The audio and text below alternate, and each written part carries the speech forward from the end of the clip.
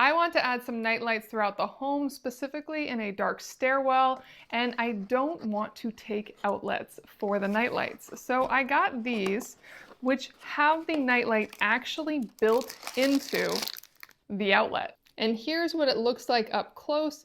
It is two regular outlet plugs, and then right there is the light, and it is meant to shine downwards and give low light to your space in the evenings.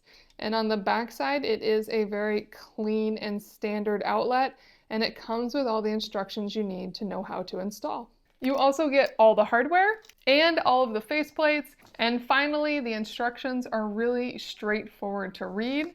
And one thing I really do love is that this little picture of a moon and a sun is actually the light sensor. So the light's not on all the time, it's only on when it's dark. Now here it is installed. I can put my finger over the light sensor to show you the light turn on. It's a really nice light. I am incredibly impressed with these. They do take more effort to install, but once you have them in, you're good to go.